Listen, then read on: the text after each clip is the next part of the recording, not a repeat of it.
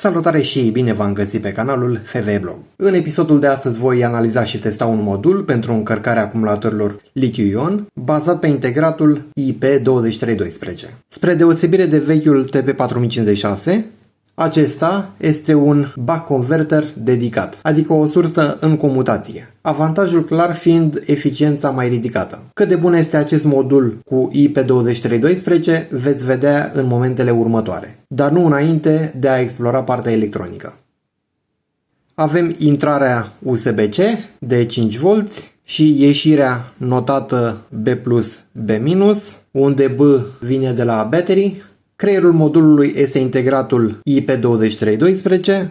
Dinspre pinii 1 și 3 ai acestuia sunt comandate cele două LED-uri de stare, fiecare având în serie câte un rezistor de 100 de ohmi pentru limitarea curentului.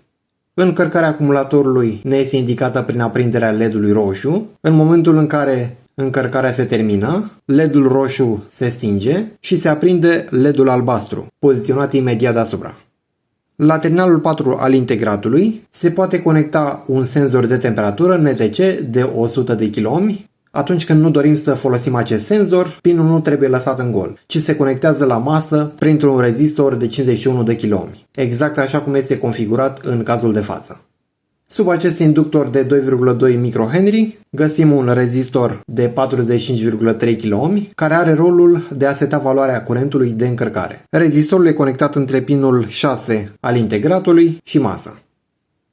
Un alt aspect extrem de util ce poate fi modificat este tensiunea de ieșire. Lângă zona marcată cu vârset se face strap, asta pentru a lipi acel rezistor de lângă, unde scrie 85C de 75 kΩ, la terminalul 1 al integratului. În acest fel va urca tensiunea de oprire a încărcării până la 4,35V, asta conform datasheet, în funcție de acumulatorul utilizat. Pentru celulele standard, unde tensiunea maximă e de 4,2V, această zonă se lasă pur și simplu liberă. Să efectuăm primul test practic cu modulul așa cum a venit. Vom folosi acest acumulator de la Samsung. Atenție la plus și la minus. Nu inversați deoarece ardeți integratul IP2312. N-are protecție la inversarea polarității pe ieșire. De unde știu? Păi am ars deja un modul. Multimetrul din stânga măsoară curentul prin acumulator, iar multimetrul din dreapta măsoară tensiunea pe acumulator. Introducem acumulatorul. Are 3,2V, intenționat l-am descărcat, iar acum să alimentăm din sursa de laborator la 5,1V, să vedem curentul. S-a aprins acel LED roșu, iar curentul este de 3,28-3,29 de amperi. Iar acum voi înlocui acel rezistor din terminalul 6 al integratului cu ce avem de față, un rezistor de 33 de kΩ și acest trimmer de 100 de kΩ, pentru a putea vedea mai departe ce valoare a rezistorului este nevoie pentru un anumit curent, de exemplu 1 A, 1,5 A și până la 3 A. Să măsurăm rezistorul care a fost, e foarte mic, 45,26 de kΩ. Iar acum, fără acel rezistor, practic fără niciun rezistor în zona respectivă, conform datasheet ar trebui să avem un curent între 1,8-2,4 A. Pornim sursa, 2,16 A. Acceptabil. Am lipit acel trimmer și cu rezistorul respectiv în serie, pornim sursa de laborator, să rotim de trimmer, așa scade, scădem la 1 A, aproximativ 1 A, opri sursa de laborator, să selectăm pe ohmi și să măsurăm ce valoare a rezistorului e nevoie pentru 1 A. 137,7 kΩ. Ăsta o să-l folosim pentru măsurarea valorii rezistorului. Să reglăm la 1,5 A.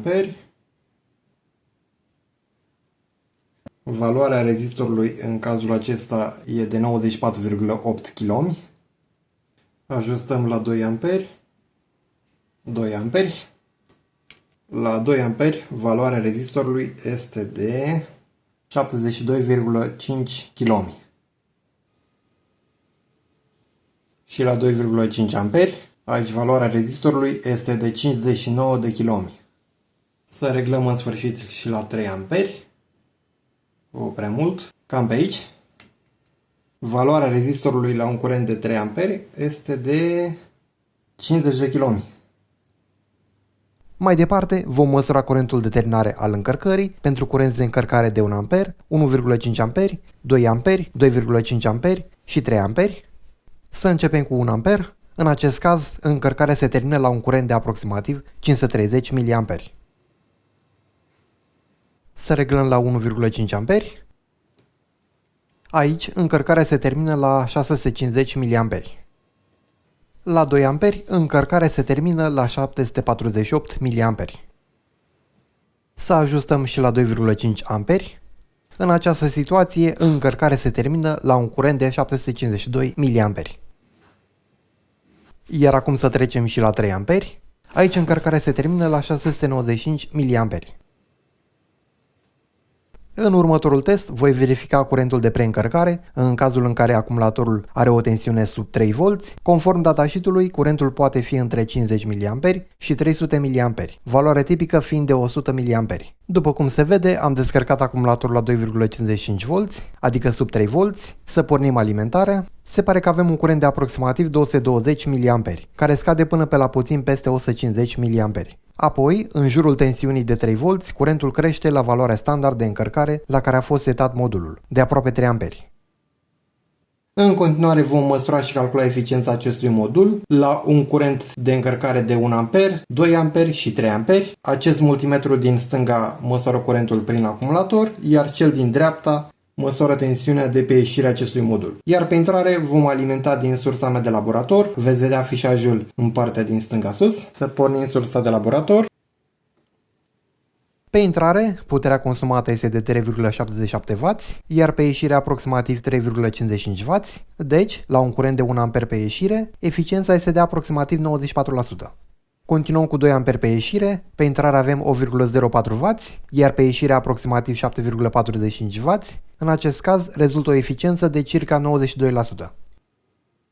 Iar acum și la 3 amperi pe ieșire, puterea consumată pe intrare este de 12,9 W, iar pe ieșire aproximativ 11,61 W. În această situație, eficiența este de circa 90%.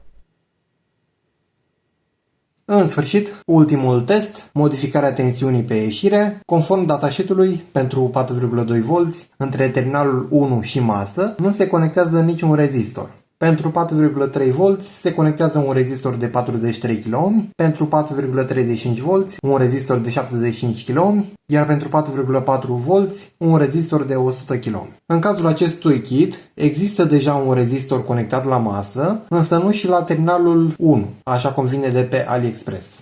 Dacă se vede bine, există un rezistor notat cu 85C, acesta având valoare de 75 kΩ, corespunzătoare unei tensiuni de ieșire de 4,35 V. Practic, pentru conectarea rezistorului la terminalul 1 trebuie realizat un strap în zona marcată cu vâset. Și pe spate se vede că pentru 4,2 V nu trebuie să avem niciun strap, iar pentru 4,35 V trebuie să facem strap în zona respectivă, notată cu vâset. Să măsurăm acel rezistor, se poate și în circuit, deoarece avem înlăturat acel strap. 75 de kΩ cu aproximație. Iar acum să măsurăm tensiunea fără niciun acumulator atașat, bineînțeles, fără acel strap făcut în zona vâset. Avem 4,22 de volți, destul de bine, e acceptabil, totuși este în gol aici, în sarcină va fi diferit. O să facem strap în zona vâset, nu mai pun microscopul, încerc așa, bineînțeles că am oprit alimentarea. Gata, strap realizat. Să vedem ce tensiune avem de data aceasta cu acel rezistor de 75 kΩ. În teorie trebuie să avem 4,35 V, să vedem în practică. 4,38 de volți, puțin peste. Oricum, pentru acumulatori normali trebuie să înlăturăm acel strap. Iar acum trebuie să avem înapoi 4,22 volți. La sfârșit, să tragem și concluziile. Am testat curentul de încărcare în funcție de valoarea rezistorului. Bineînțeles că pe acesta l-am tatonat folosind improvizația de față cu un trimmer în serie cu acel rezistor de 33 kΩ. Din câte se vede, la 1 amper e nevoie de 137,7 kΩ, la 1,5 amperi aproape de 95 kΩ, la 2 amperi 72,5 kΩ și până la 3 amperi e nevoie de 50 kΩ. Acel rezistor din pinul 6 al integratului. O să vă arăt schema puțin mai târziu. De fapt, cred că o să vă arăt chiar acum. Acesta este datasheet-ul integratului 2312, schema de pe pagina 1, însă eu vă recomand pe cea de pe pagina 9. Imediat să trecem direct la ea. Am găsit-o.